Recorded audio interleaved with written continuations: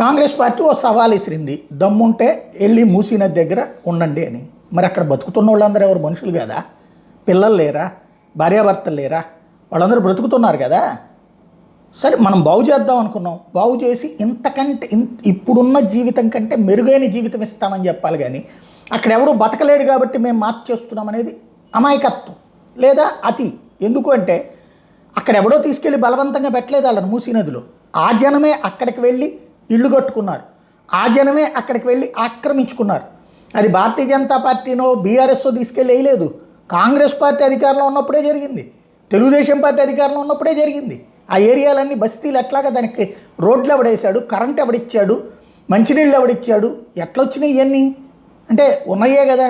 అదేదో ఇప్పుడు ఎవరినో శత్రువుగా చూపెట్టుకుంటానంటే ఎట్లాగా? ఇప్పుడు పాయింట్ ఏమవుతుంది, బస్తీల్లో దమ్ముంటే పడుకోండి అన్నారు. కిషన్ రెడ్డి పడుకున్నాడు. ఒకరోజు కాదు 3 రోజులు చేయి, లేకపోతే 3 నెలలు నిద్ర చేయి. ఈ మాటలు ఎందుకు? చేతనైతే అక్కడ ఉన్నటువంటి ప్రజల్ని ఎక్కడో వెళ్ళి పాదయాత్ర కాదు, ఆ ప్రాంతంలో ఉండి వాళ్ళు ఏం కోరుకున్నారు, జస్ట్ మూసీ నది పరివాహక ప్రాంతంలో ఒక రెఫరెండం పెట్టండి. Simple logic. రెఫరెండం అక్కడ ఉన్నటువంటి వాళ్ళందరికీ ఓటు ఉంది కదా, వాళ్ళందరికీ మీరు అక్కడే ఉండాలనుకుంటున్నారా, లేదు వెళ్ళిపోవాలనుకుంటున్నారా, మీకు ఇళ్ళు కావాలా, లేదా మీకు అక్కడే కావాలా, ఇది ప్రజాభిప్రాయం తీసుకోండి. సింపుల్ కదా. ప్రజల యొక్క ప్రజాస్వామ్యబద్ధమైనటువంటి కోరిక నెరవేర్చినట్టు అవుతుంది. లేదు, ఆల్టర్నేటివ్ పరిష్కారం చూడండి. మూసీ నదిని చండాలంగా ఉంచాలని ఎవడు కోరుకోవట్లేదు, ఆ గబ్బుని భరించాలని ఎవడు అనుకోవట్లేదు.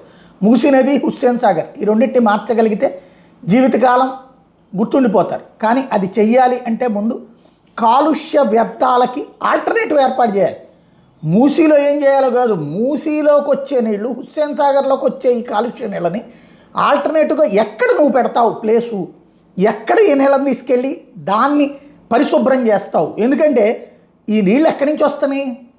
జనాల నుంచి వెళ్తున్నటువంటి మురుగునీళ్ళైనా లేదా పారిశ్రామిక కాలుష్యమైనా దాంట్లోకి పంపిస్తున్నది ఫ్యాక్టరీలు, పర్మిషన్ ఇచ్చింది మనం. ఆ నీళ్ళని వేరే చోటకి ఆల్టర్నేటివ్ మళ్ళించి అప్పుడు ఆటోమేటిక్గా మూసీలో మంచి నీళ్ళే వస్తాయి. అప్పుడు అసలు ఈ ప్రాజెక్టు ఇవన్నీ కూడా అక్కర్లేదు కదా. ఇక మూసీ నది లోపల ప్రాజెక్ట్ ఎందుకు, అవతల ప్రాజెక్ట్ సరిపోతుంది కదా. ఓ రిటైనింగ్ వాల్ కట్టేస్తే మునిగే పరిస్థితి కూడా ఉండదు కదా. ఒక బాధ్యతాయుతమైన పరిష్కారం అందరినీ కూర్చుని చేయడం మానేసేసి హడావిడి చేసుకుంటున్నాం తప్పించేం లేదు.